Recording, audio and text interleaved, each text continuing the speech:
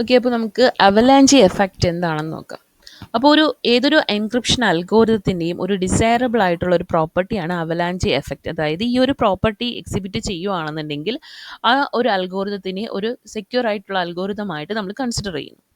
അതായത് avalanche effect എന്താ മീൻ ചെയ്യുന്നതെന്ന് പറഞ്ഞു കഴിഞ്ഞാൽ, നമ്മുടെ ഇൻപുട്ടിലോ അല്ലെങ്കിൽ കീയിലോ ഒരൊറ്റ ബിറ്റ് തന്നെ ചേഞ്ച് ചെയ്യുമ്പോൾ, അതായത് ഏതെങ്കിലും ഒരു ബിറ്റോ ഒരു സിമ്പലോ ചേഞ്ച് ചെയ്യുമ്പോൾ നമ്മളുടെ ഔട്ട്പുട്ട് ബിറ്റിലെ approximately half of the output ബിറ്റ്സും സിഗ്നിഫിക്കൻ്റ് ചേഞ്ച് ഉണ്ടാകുകയാണെന്നുണ്ടെങ്കിൽ അപ്പോൾ നമുക്ക് എന്ത് പറയാം, അവിടെ അവലാഞ്ചി എഫക്റ്റ് എക്സിബിറ്റ് ചെയ്യുന്നുണ്ട് എന്ന് പറയാം. സോ അപ്പം അതുവഴി നമ്മൾ ഒഴിവാക്കുന്ന എന്താണ്, പെട്ടെന്ന് തന്നെ നമ്മുടെ കീ ഗസ് ചെയ്തെടുക്കാനോ അല്ലെങ്കിൽ ഒരു അറ്റാക്ക് ചെയ്യാനുള്ള ആ ഒരു ചാൻസിനെയാണ് നമ്മൾ അവിടെ എന്ത് ചെയ്യുന്നത്, റെഡ്യൂസ് ചെയ്യുന്നത്. അല്ലെങ്കിൽ നമ്മുടെ ആ എൻക്രിപ്ഷൻ അൽഗോരിതം അത്രത്തോളം സ്ട്രോങ്ങർ ആക്കുകയാണ് ചെയ്യുന്നത്. അപ്പോൾ ഈ അവലാഞ്ചി എഫക്റ്റ് ഇംപ്ലിമെൻറ്റ് ചെയ്യുന്നതിലൂടെയാണ്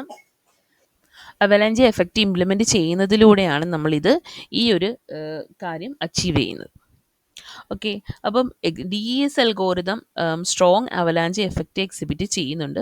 അതായത് നമ്മളുടെ പ്ലെയിൻ ടെക്സ്റ്റിലുള്ള ഒരു ബിറ്റ് ചേഞ്ച് ചെയ്ത് കഴിഞ്ഞാൽ പോലും അതിൽ on an average 34 bit change ഉണ്ടാവുന്നുണ്ട് സൈഫർ ടെക്സ്റ്റിൽ. ദെൻ കീയിലും ഇതുപോലെ നിങ്ങൾ ഒരു ബിറ്റ് ചേഞ്ച് ചെയ്ത് കഴിഞ്ഞാൽ സൈഫർ ടെക്സ്റ്റിൽ 35 ബിറ്റ് ചേഞ്ച് ഉണ്ടാവുന്നുണ്ട്. സോ അതുകൊണ്ട് നമുക്ക് പറയാം ഡി എസ് എന്ന് പറയുന്നത് സ്ട്രോങ് അവലാഞ്ചി എഫക്റ്റ് പ്രൊവൈഡ് ചെയ്യുന്നുണ്ട്. Then strength of D S എന്ന് പറയുന്നത് അതിൻ്റെ കീ സൈസ് തന്നെയാണ്. അപ്പോൾ നമുക്ക് ഡി എസിലുള്ള കീ സൈസ് എന്ന് പറയുന്ന 56 ബിറ്റ് കീ ആണ്. സോ ടോട്ടൽ എത്ര പോസിബിലിറ്റീസ് ഉണ്ട്, 256, ദാറ്റ് ഈസ് 7.2 ഇൻറ്റു 1016 വാല്യൂസ് ആണ് പോസിബിൾ വാല്യൂസ്. അതായത് ഒരു അറ്റാക്കർ ഈ കീ, അതായത് 56 ബിറ്റുള്ള ഈ കീ ട്രൈ ചെയ്യണമെങ്കിൽ എത്ര വാല്യൂസ് അയാൾ ബ്രൂട്ട് ഫോഴ്സ് അറ്റാക്കിലൂടെ എത്ര വാല്യൂസ് ആണ് ട്രൈ ചെയ്യേണ്ടുള്ളത്, 7.2 ഇൻറ്റു 1016 വാല്യൂസ് ട്രൈ ചെയ്ത് നോക്കാം. അപ്പോൾ അതുകൊണ്ട് തന്നെ ഈ ബ്രൂട്ട് ഫോഴ്സ് സെർച്ച് എന്ന് പറയുന്നത് ഒരു ഹാർഡ് പ്രോസസ്സായിട്ട് നമുക്ക് കൺവേർട്ട് ചെയ്യാം, ഹാർഡ് പ്രോസസ്സായിട്ട് നമുക്ക് മാറ്റാൻ കഴിയും. ഇത് ബ്രൂട്ട് ഫോഴ്സ് അറ്റാക്ക് എന്ന് പറഞ്ഞു കഴിഞ്ഞാൽ എന്താണ്, എല്ലാ കീസിൻ്റെ എല്ലാ പോസിബിലിറ്റീസും ട്രൈ ഔട്ട് ചെയ്ത് നോക്കുക. ലൈക്ക് നമ്മളുടെ 56 ബിറ്റ് കീ ആയതുകൊണ്ട് തന്നെ ഇത്രയും പോസിബിൾ വാല്യൂസ് ഉണ്ട്, അങ്ങനെ ഓരോരോ വാല്യൂസ് ആയിട്ട് ട്രൈ ഔട്ട് ചെയ്ത് നോക്കുക എന്നുള്ളതാണ് ബ്രൂട്ട് ഫോഴ്സ് സെർച്ച് എന്ന് പറയുന്നത്. പക്ഷേ ഇത് നിങ്ങൾ ഈ ഒരു ഡേറ്റ എൻക്രിപ്ഷൻ സ്റ്റാൻഡേർഡ് എന്ന് പറയുന്നത് ആദ്യ കമ്പ്യൂട്ടറിൻ്റെ ഒരു 60th, അതായത് 1977 യൂസ് ചെയ്തിരുന്ന ഒരു ടെക്നിക്കാണ്. അപ്പോൾ ആ സമയത്തുള്ള കമ്പ്യൂട്ടർ അല്ല നമ്മളിപ്പോൾ ഉപയോഗിച്ചിരിക്കുന്ന സിസ്റ്റംസ്. അപ്പോൾ അതെന്ന് പറയുന്നത് കുറെ കൂടെ അഡ്വാൻസ്ഡ് ആയി. അപ്പോൾ അതുകൊണ്ട് തന്നെ ഇത് എന്ന് പറയുന്നത് നമുക്കൊരു ഡി എസ് എന്ന് പറയുന്ന അൽഗോരിതം എന്ന് പറയുന്നത് ഒരു സ്ട്രോങ്ങർ ആയിട്ട് അൽഗോരിതം എന്ന് നമുക്ക് പറയാനായിട്ട് കഴിയത്തില്ല.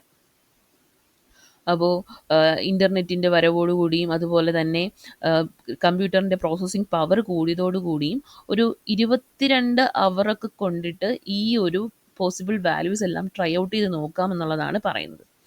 അപ്പോഴും നമുക്ക് ആ പ്ലെയിൻ ടെക്സ്റ്റ് റെക്കഗ്നൈസ് ചെയ്യാനുള്ളൊരു പോസിബിലിറ്റി ഉണ്ടെന്നേ നമ്മൾ പറയുന്നുള്ളൂ, കറക്റ്റായിട്ട് കിട്ടണം എന്നില്ല.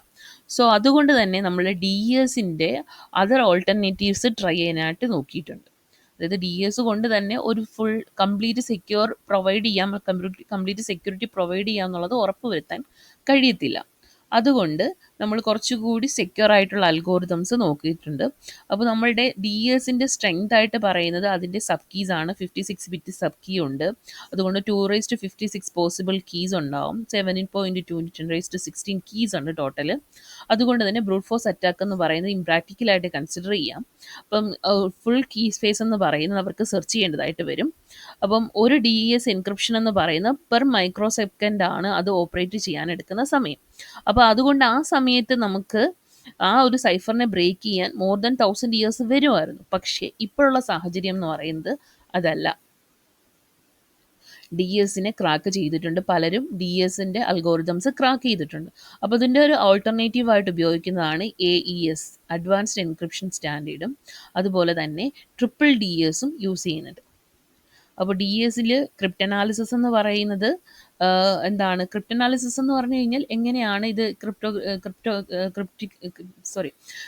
എൻക്രിപ്ഷൻ നടക്കുന്നത്, എത്രത്തോളം എങ്ങനെയാണ്, അല്ലെങ്കിൽ ആ ഒരു സൈഫർ ടെക്സ്റ്റ് കണ്ടെത്തുക, സൈഫർ ടെക്സ്റ്റിൽ നിന്ന് പ്ലെയിൻ ടെക്സ്റ്റിലേക്ക് എത്തിച്ചേരുക, ആ ഒരു പ്രോസസ്സിനെയാണ് നമ്മൾ ക്രിപ്റ്റ് അനാലിസിസ് എന്ന് പറയുന്നത്.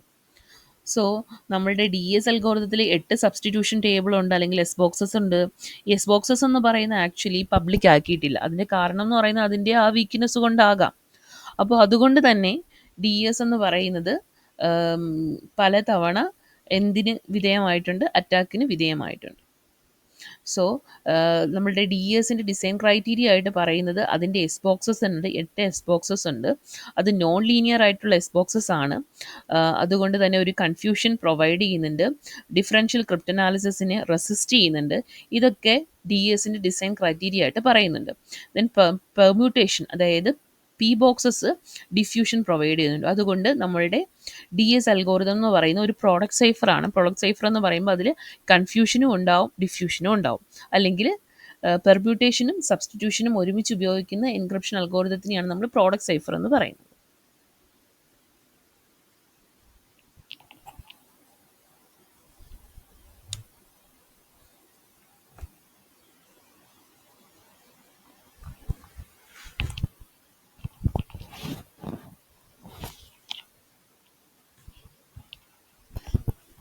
ദെൻ ഡി എസിൻ്റെ വീക്ക്നെസ്സസ് എന്തൊക്കെയാണെന്ന് നോക്കിക്കഴിഞ്ഞാൽ അതിൻ്റെ എസ് ബോക്സസ് തന്നെയാണ്.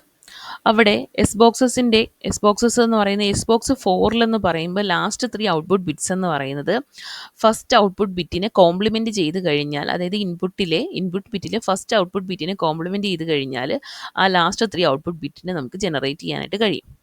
ദെൻ അതുപോലെ തന്നെ 2 specifically chosen inputs to S box array can create the same output. അതായത് നമ്മൾ ഇതിൻ്റെ ഒരു പോസിബിലിറ്റീസ് വേറൊരു 2 ഇൻപുട്ട് വെച്ചിട്ട് ട്രൈ ഔട്ട് ചെയ്ത് കഴിഞ്ഞാൽ ഇതേ സെയിം ഔട്ട്പുട്ട് തന്നെ നമുക്ക് കിട്ടും. അപ്പോൾ അതുകൊണ്ട് തന്നെ ഈ എസ് ബോക്സസിൻ്റെ വീക്ക്നെസ്സസ് ആണ് ഡി എസിൻ്റെ വീക്ക്നെസ് ആയിട്ട് പ്രധാനമായിട്ടും പറയുന്നത്.